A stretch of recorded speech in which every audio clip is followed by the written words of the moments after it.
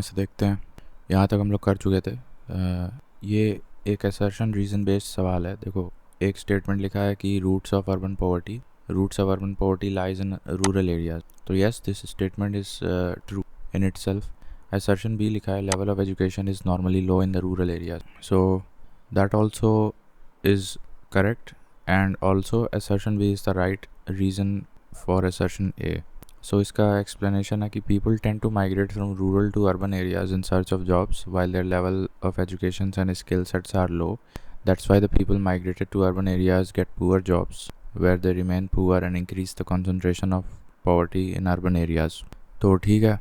Then from every thousand number of employed males.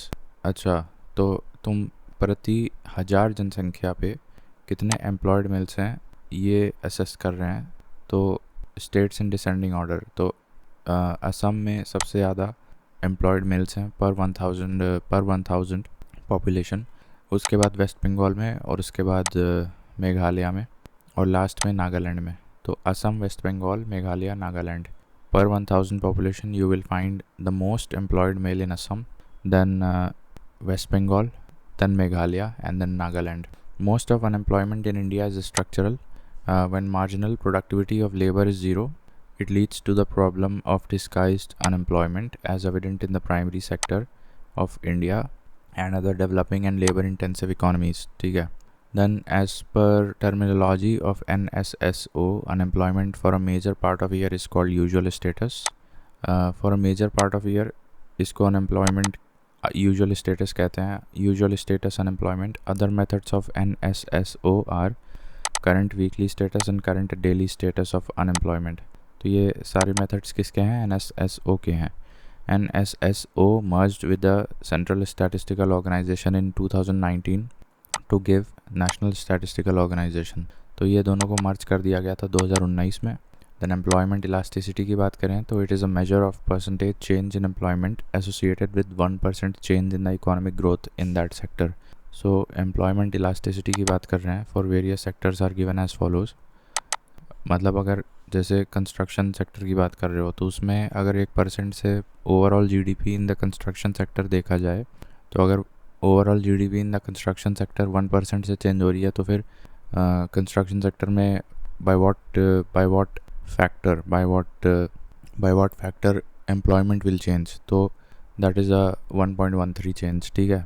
तो यहाँ पे पॉजिटिव इलास्टिसिटी देखने को मिल रही है.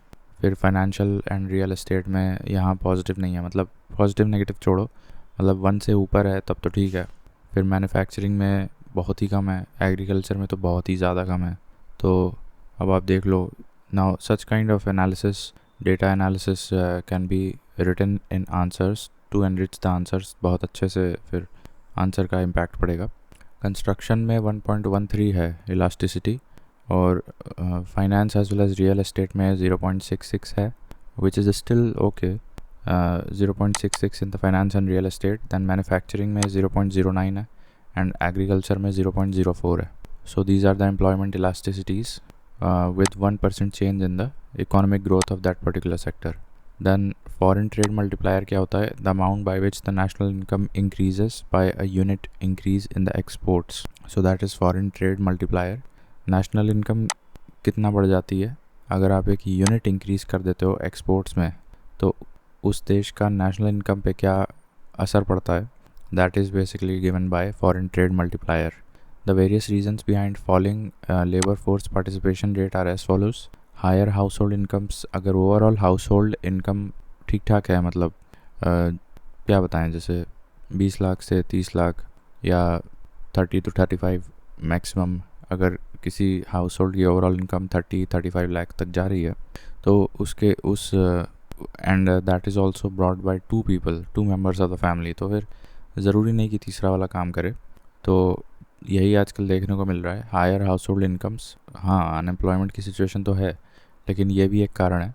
तो higher household incomes causes lower ये क्या है? The various reasons behind LFPR, labour force participation rate. ठीक है. Then lack of employment due to structural reasons and lack of professional skills, ये भी एक कारण है. ठीक है. Then higher educational enrolment of young women. तो लेबर फोर्स पार्टिसिपेशन रेट में सबसे ज़्यादा मतलब तेज़ी से जो डिक्लाइन देखने को मिल रहा है दैट इज़ वीमेन। तो one of the reasons for female low female participation in the work force is higher education as well. तो कुल मिला के 3 कारण हमने देखे यहाँ पे। हायर हाउस होल्ड इनकम है, lack of employment due to structural reasons and lack of professional skills, then higher educational enrolment of young women. ठीक है। Now as per the report by periodic labour force survey 2021 वाला, PLFS जो survey आया था 2021 वाला, unemployment rate in India जो usual status है that is 4.8%, और वो भी एवरेज निकाला गया है। एंड यूजुअल स्टेटस क्या होता है? Unemployed for the most part of the year. ठीक है। ये NSSO की जो डेफिनेशन आई थी यहाँ पे देखो, as per the terminology of NSSO, unemployment for a major part of year is called the usual status unemployment. ठीक है। इसके अलावा other methods of NSSO are current weekly status and current daily status of unemployment, right.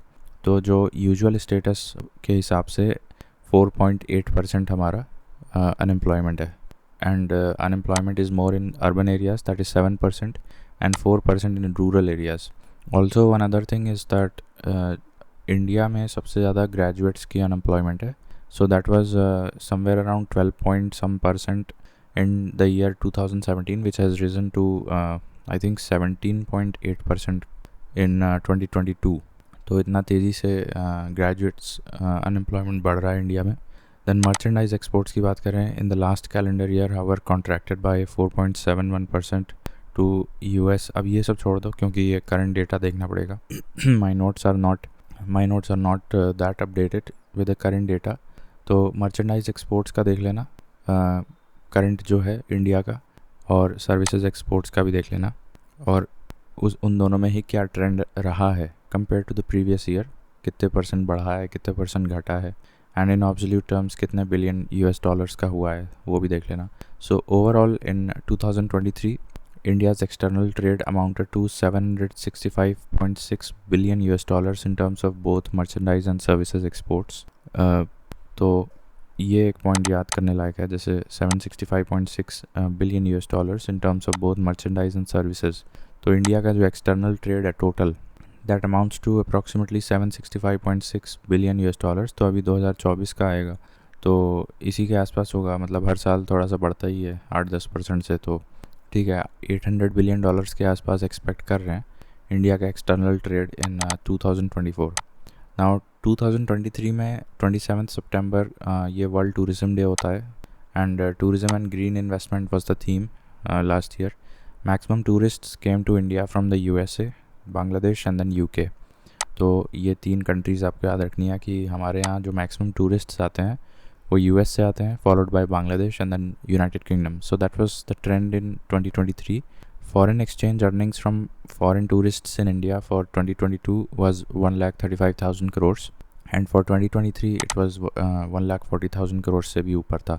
तो अभी expect कर सकते हैं कि 1.5 लाख करोड़ के आसपास करंट ईयर में 2024 में फॉरेन टूरिस्ट्स के द्वारा ले आया गया धन, जो foreign exchange earnings, forex earnings from the foreign tourists in India for 2024, ये भी एक टॉपिक देख लेना। इसका मतलब ऑब्सोल्यूट फिगर देख लेना alongside merchandise exports and services exports, the forex earnings from the foreign tourists in India.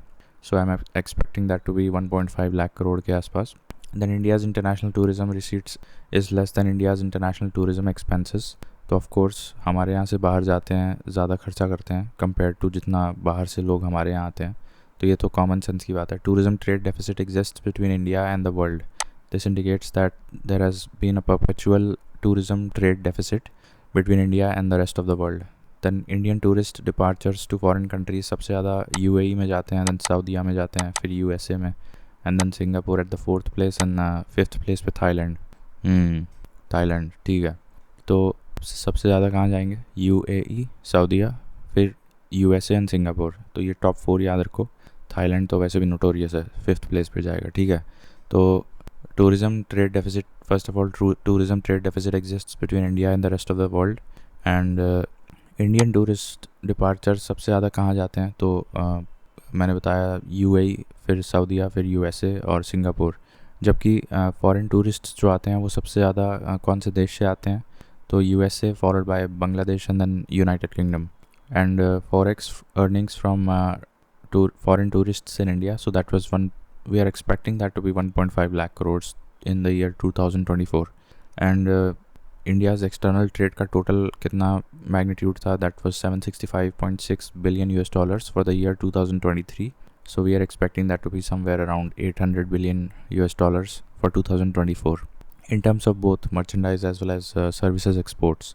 इसके ऊपर हमने देखा था unemployment, that was periodic labor force survey 2021 के हिसाब से अर्बन में 7% के आसपास अर्बन अनएम्प्लॉयमेंट है, और जो रूरल अनएम्प्लॉयमेंट है दैट इज़ 4% के आसपास, तो एवरेज 4.8 आता है. दैन मोस्ट डोमेस्टिक टूरिस्ट की अगर बात करें तो ये कहाँ जाते हैं, मोस्ट डोमेस्टिक टूरिस्ट विजिट्स मतलब डेस्टिनेशन की बात कर रहे हो तो दैट इज़ उत्तर प्रदेश में सबसे ज़्यादा डोमेस्टिक टूरिस्ट जाते हैं, then followed by Tamil Nadu and then Andhra Pradesh, right. Then total foreign tourists in India in 2022. Now this is outdated, अभी 2024 का देखना होगा या 2023 का देख लेना, बट एक रफ आइडिया लेना चाहिए कि लगभग 86 लाख हमारे यहाँ 2022 में आए थे foreign tourists in India in the year 2022. So that was approximately 85.9 lakhs, या वी कैन से 8.5 मिलियन, ठीक है, 8.5 मिलियन, ठीक है, या 8.6 million. Most preferred states bye foreign tourists, तो ये गुजरात, महाराष्ट्र एंड वेस्ट बंगाल, ये क्रम में जाएगा. Most preferred states by the foreign tourists in India, so that is Gujarat, Maharashtra and West Bengal. Then places visited by most tourists according to UNWTO. अब ये global level पे बात हो रही है, यूनाइटेड नेशंस बॉडी है ये, world trade, that's I don't think that is world trade organisation, that's a different body. UNWTO के हिसाब से इंटरनेशनल लेवल पे the most preferred and place to be visited by most tourists globally, so that is France followed by Spain and तीसरे number पे USA, France, Spain and USA. then EPCG की बात करें, export promotion capital goods, this is a scheme that enables the import of capital goods that are used in the production of export goods without payment of customs duty. However, one must export 6 times the value of the custom duty waived during the importation within 6 years. तो ये एक scheme आई थी कि मतलब यहाँ पे तुम्हें कोई कैपिटल गुड अगर इंपोर्ट कर रहे हो, इंपोर्ट ऑफ कैपिटल गुड्स, तो उस पर कस्टम ड्यूटी 0 लग जाता था.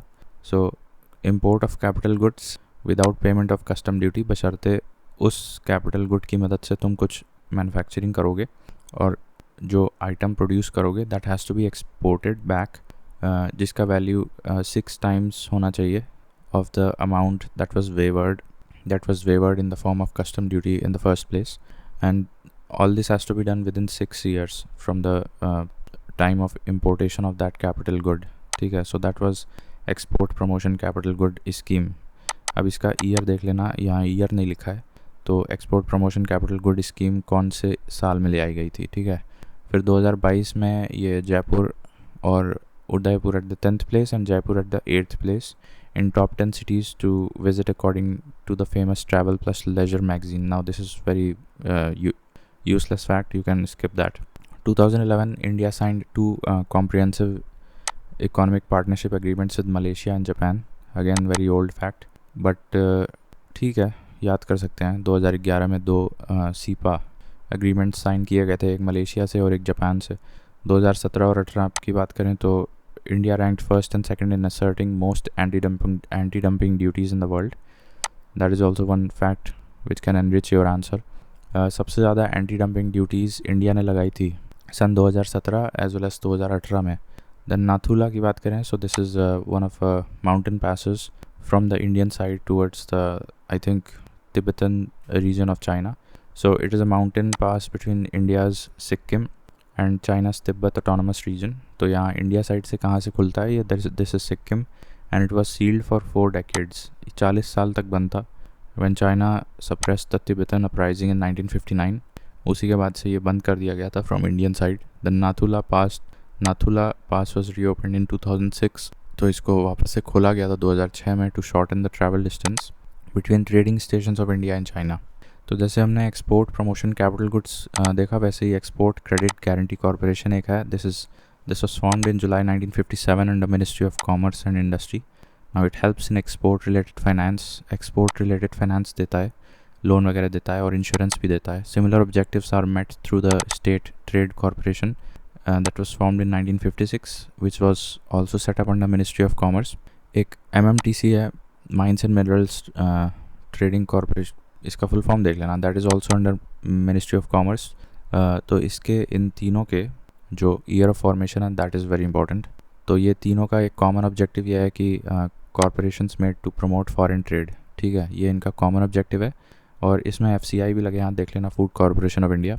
तो except food corporation of India, the state trading corporation, export Credit Guarantee Corporation and MMTC. All three are not publicly listed. So STC is publicly listed and MMTC is publicly listed, but Export Credit Guarantee Corporation, that is not listed. Similarly, Food Corporation of India, that is also not listed, right? And chronology की बात करें तो STC सबसे पुराना है, that is 1956, and then Export Credit Guarantee Corporation 1957. MMTC came in 1963 and Food Corporation of India came in 1965. Also, Food Corporation of India comes under the Ministry of Consumer Affairs and the rest three bodies, they come under the Commerce Ministry. Moving on, currently Tamil Nadu has maximum notified operational special economic zones followed by Maharashtra and Telangana. तो top 2 याद रखो. जैसे अभी मतलब आज की current date में सबसे ज़्यादा स्पेशल इकोनॉमिक जोन्स कौन से स्टेट में है? तो the first will be Tamil Nadu, followed by Maharashtra at the second place. As of 2023, India has 272 operational special economic zones with a combined employment of 2.8 million people, and these special economic zones generated approximately $133 billion in exports, with service exports making up around 60%. 60% of this total. Goods export from Indian special economic zones reached $61 billion in the financial year 22-23. Now the SEZ Act was passed in 2005 and implemented in 2006. However, SEZ policy was made in 2000. India's first SEZ was Kandla, that was made in 1965, and Vadodara is a famous Patola silk export region. ठीक है, Vadodara in Gujarat is known for silk export. ठीक है, तो ये याद रखना, Vadodara silk export के लिए जाना जाता है. इसके अलावा कुछ और एसईजीज हैं, जैसे Falta in West Bengal, Indore in Madhya Pradesh, and Noida in Uttar Pradesh, and Cochin in Kerala, and Visakhapatnam in Andhra Pradesh. ये सारे कुछ अदर प्रोमिनेंट SEZs हैं. Falta West Bengal, Noida Uttar Pradesh, Cochin in Kerala, and एक और था विशाखापट्टनम. ठीक है, और वडोदरा फॉर सिल्क एक्सपोर्ट. तो ये जो कुछ आंकड़े हैं ये बहुत इंपॉर्टेंट है. एक तो ये कि हमारे यहाँ कितने SEZs हैं आज की डेट में, 272 हैं, और कितने डॉलर का एक्सपोर्ट कर रहे हैं कंबाइंड, तो $133 बिलियन का टोटल एक्सपोर्ट किए हैं पिछले साल, जिसमें से 60% तो अकेले सर्विस एक्सपोर्ट है. और ये छोड़ दो क्योंकि ये पुराना हो गया. ठीक है, तो टोटल हो गया ये. और एम्प्लॉयमेंट का देख लो, 2.8 मिलियन पीपल को एम्प्लॉयमेंट दे रहे हैं, तो मतलब 1-2 साल में ये 3 मिलियन पीपल हो जाएगा, right.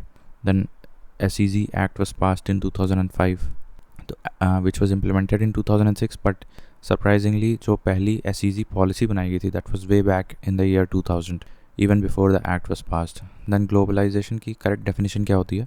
Growing interdependence of the world's economies, ठीक है, including their culture and population, ठीक है, brought about by cross-border trade in goods and services, ठीक है, technology and flows of investment, ठीक है, people and information, ठीक है.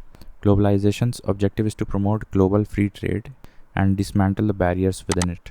ठीक है, ग्लोबलाइजेशन का ऑब्जेक्टिव क्या है? To promote global free trade and to remove the trade barriers. ठीक है, इसके अलावा salient features of the foreign trade policy 2023 में एक नई फॉरेन ट्रेड पॉलिसी आई थी. तो हाँ, फॉरेन ट्रेड पॉलिसी आई थी. सो इसका एक टारगेट था 2 ट्रिलियन एक्सपोर्ट्स बाय 2030. एक ये टारगेट याद करना है. And continuous and responsive framework with no end date. Restructuring department of commerce, ये इंपॉर्टेंट पॉइंट है. And digitisation and faster processing of applications, making rupee and global currency and India as a global trade hub. तो ये भी एक कर सकते हो, making rupee या global currency. And incentive to remission, that is also that is also one of the features of foreign trade policy 2023। अगर जैसे कोई बाहर काम कर रहा है और इंडिया में डॉलर भेज रहा है तो उसको कुछ इंसेंटिव देना चाहिए। Amnesty scheme for shortfall of export obligation, star trade houses की रेटिंग वगैरह देंगे, और development of districts as export hubs and streamlining of SCOMET policy. ठीक है, इसके आगे अगला वीडियो में देखते हैं। ओके, तो ये हम लोग देख रहे थे, इंडिया का फॉरेन ट्रेड पॉलिसी आया था 2023 में। तो उसके कुछ सेलिएंट फीचर्स थे, उसमें ये एक इस्कॉमेट पॉलिसी थी। तो ये क्या होता है, एक तरह से एक्सपोर्ट कंट्रोल रिजीम है, इंडिया की अपनी खुद की है। तो any sort of export of specialised chemicals हो गया, ठीक है, या माइक्रो ऑर्गेनिजम्स वगैरह हो गए, या मटेरियल्स कुछ हो गए, इक्विपमेंट्स या टेक्नोलॉजीज़। तो कुछ खास technologies, equipments, materials, organisms, special chemicals के एक्सपोर्ट के लिए तुम्हें लाइसेंसिंग अथॉरिटी से परमिशन लेनी पड़ेगी पहले।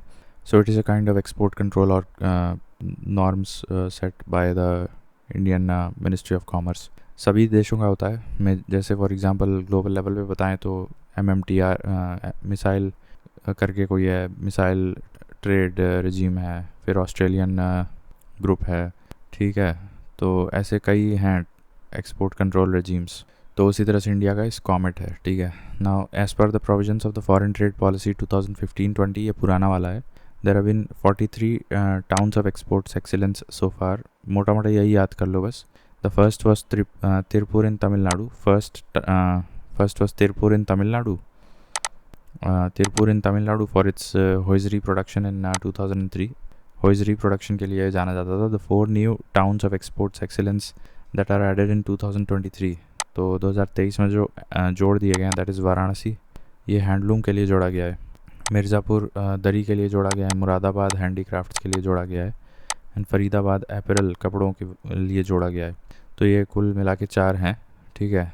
हालांकि पहला town of export excellence Tiruppur था तमिलनाडु से होइजरी प्रोडक्ट्स के लिए। उसके बाद जो 2023 में लेटेस्ट 4 जोड़े गए हैं, वाराणसी हैंडलूम के लिए, और मुरादाबाद हैंडीक्राफ्ट्स के लिए, और फरीदाबाद एपरल के लिए। इनविजिबल एक्सपोर्ट क्या होता है? It means export of services and just like tourism, banking, insurance, software support etcetera, ये सब आपका इनविजिबल एक्सपोर्ट में आता है। वेयर एज आंत्रपोत ट्रेड क्या होता है? That is historically referred to as a port city और a warehouse where merchandise में be imported, stored and further traded, exported without any value addition or processing with no custom duties imposed। तो duties हमेशा value addition या उस पर लगानी चाहिए सही तरीके से। लेकिन खैर, एंथ्रोपोड ट्रेड मीन्स कोई बाहर से इंपोर्ट किए माल और उसको without any value addition further export करने के लिए कहीं और बीच में इंटरमीडिएट लोकेशन पे कहीं अपने देश में अगर रख रहे हो, केवल रख रहे हो, उसमें कोई वैल्यू एडिशन नहीं कर रहे हो, एंड उसका ऑब्जेक्टिव रखने का यही है to be exported elsewhere further, तो उस हॉल्ट इंटरमीडियरी लोकेशन को आंथ्रोपोड बोल देंगे, ठीक है। Then pearls are obtained from oysters which are mollusc. So pearls कहाँ से मिलते हैं? ऑयस्टर्स से मिलते हैं, which fall in the category of mollusc. Then Japan has been major marine pearl producer of the world. तो Japan has been a major marine pearl producer of the world, while India is the largest cotton producing country in the world followed by China। तो India is the largest cotton producing country followed by China, and largest exporter of cotton is USA। हालांकि exporter US है, ठीक है। ठीक उसी तरह से जैसे गोल्ड की बात करें तो मेरे ख्याल से ऑस्ट्रेलिया नंबर 1 पे आता है, लेकिन एक्सपोर्ट की बात करें तो स्विट्ज़रलैंड और साउथ अफ्रीका, ये 2 countries top exporting nations of the gold हैं। लेकिन reserves as well as production में कोई और देश आता है, मेरे ख्याल से ऑस्ट्रेलिया आता है। नहीं, प्रोडक्शन में तो चाइना आता है, बट रिजर्व्स में शायद ऑस्ट्रेलिया आता है। एनीवेज, उसी तरह से मरीन पर्ल प्रोड्यूसर के क्षेत्र में जापान सबसे ऊपर है। कॉटन के क्षेत्र में बताएं तो इंडिया सबसे ऊपर है। हालांकि कॉटन एक्सपोर्ट के बारे में बताएं तो फिर USA is at the top. Then International Data Corporation estimated CAGR of 11.6% in the Indian software industry from 2020 to 2025। Again current based question लग रहा है मुझे, but since I have a little inclination towards stock markets, तो I will note that कि ये एक कोई संस्था है, इंटरनेशनल डेटा कॉरपोरेशन। इसने ये फोरकास्ट निकाला था कि India IT industry will continue to give a CAGR of 11.6% in the period 2020 से 2025। Now Kenya is the top producer है या एक्सपोर्टर है? आई थिंक ये Kenya is the top exporter of T होना चाहिए, बट आई रिमेंबर दैट कि यहाँ पे प्रोड्यूसर है. Let me confirm that from Google. Who is the top producer of T? While in 2023 China was more than India in terms of rice production. ठीक है, तो wheat, rice और silk India का rank तो second आता है, ये तो हमें ऑलरेडी पता है. खैर हम देख रहे थे कि टॉप टी प्रोड्यूसर कंट्री, अब ये देखो चाइना है, तो China is the world's top tea producer in the country, so I was right about that. And top tea exporter country, so I think top 10 tea exporting countries. ये confusion क्यों हो रहा है यार? Kenya is also Africa's largest tea producing country. Kenya's tea export volume increased to 401 million kg in 2022 from 388 million kg in 2021. Kenya tea exports generated more than 1.2 billion US dollars. अच्छा, तो T में तो China का ही monopoly दिख रहा है मुझे. Production हो गया या एक्सपोर्ट हो गया, स्ट्रेंजली. ठीक है, I will have to reconfirm this statement that Kenya is the top producer of tea. While 2023 China was ahead from India in terms of rice production. तो ये तो मुझे पता है. From October 2022 to October 23, India's overall export grew by 9.4%, merchandise and services included. ठीक है, 9.5% के आसपास हमारा एक्सपोर्ट ग्रू किया था इस अंतराल में. Then per capita steel consumption has jumped to 87 kilogram per capita from 77 kg per capita in financial year 2022. तो ये हमारे लिए अच्छी बात है, because I have sell stock. Then हाँ, नाउ दिस फैक्ट ये देख लो कि USA and Germany, these are the top 2 leather importers from India. US as well as Germany, top 2 leather importers from India. Italy and Vietnam, top 2 steel importers from India 2023. और Japan imported fish, crustaceans and marine invertebrates most from India in the year 2022. UK is a major importer of India's tea, while USA is a leading importer of gems from India. ठीक है, UK का तो मुझे पता है. Then India's top 3 states contributing the most in exports. तो India के top 3 states contributing the most in exports, तो वही गुजरात जाएगा, महाराष्ट्र जाएगा एंड देन तमिलनाडु जाएगा.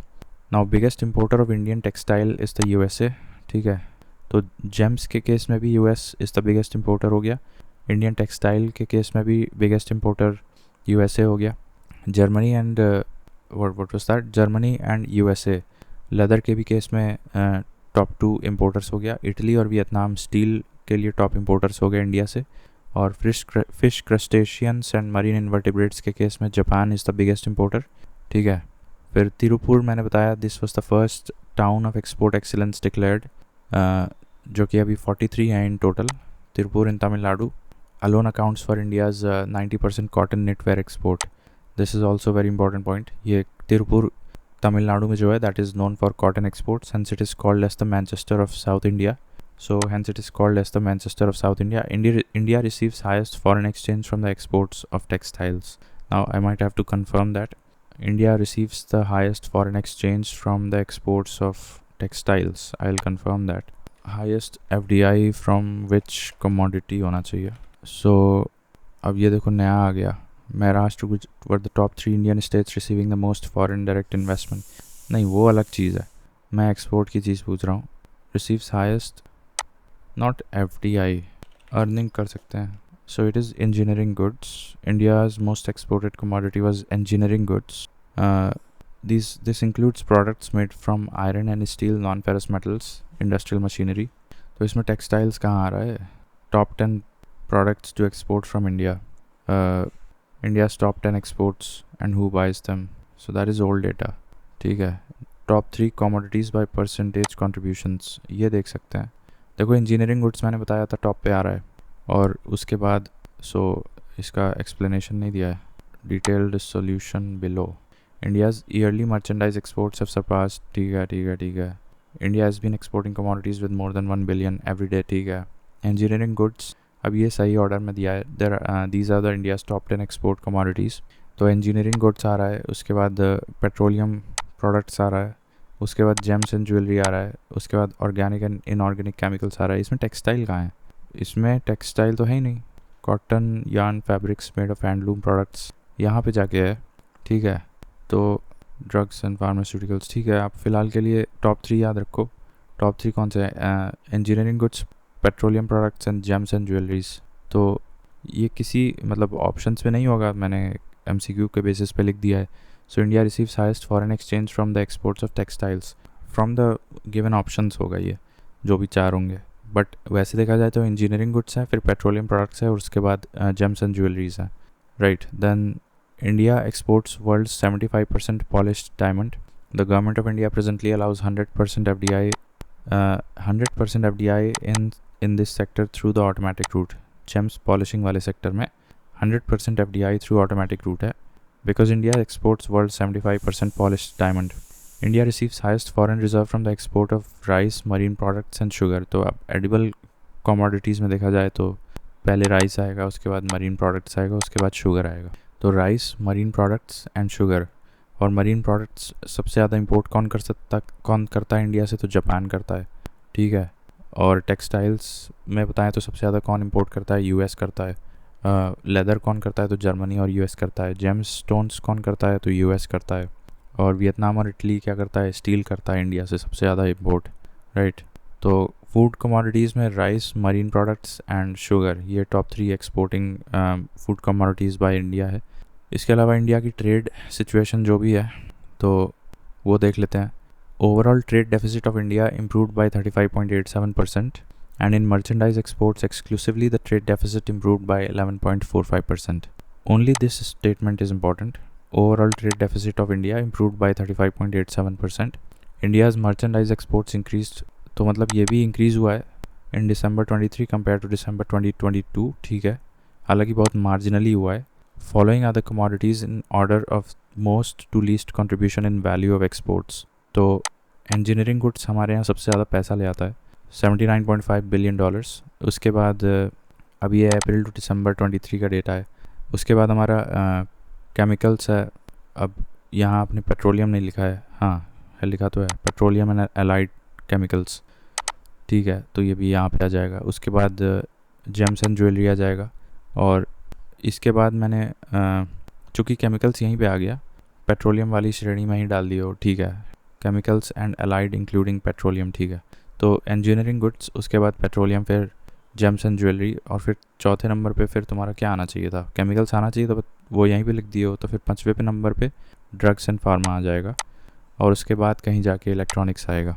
अब इसमें देखो राइस इतना नीचे आ रहा है, और फिर मरीन प्रोडक्ट्स वो और भी नीचे आ रहा है, ऑलमोस्ट लास्ट में आ रहा है। तो कॉटन यार्न भी काफ़ी नीचे आ रहा है, ठीक है। रेडीमेड गारमेंट टेक्सटाइल्स भी बहुत नीचे है। ऑर्गेनिक एंड इनऑर्गेनिक केमिकल्स यहाँ पे आ रहा है। इलेक्ट्रॉनिक्स के भी नीचे आ रहा है। तो ये हालांकि अप्रैल टू दिसंबर वाला डेटा है, करंट में देख सकते हैं, बट टॉप 3 के ट्रेंड्स हमेशा कंसिस्टेंट ही रहते हैं। तो इंजीनियरिंग प्रोडक्ट्स याद रखो, petroleum and allied petroleum chemicals याद रखो, तीसरे नंबर पे जेम्स एंड ज्वेलरी याद रखो, और फिर drugs and pharma and electronics, top 5 याद रखो। तो ये हो गया। हालांकि दोनों इम्प्रूव हुआ है, मतलब मर्चेंडाइज एक्सपोर्ट भी इम्प्रूव हुआ है, और सर्विस एक्सपोर्ट तो हमेशा इम्प्रूव होता ही है, ठीक है।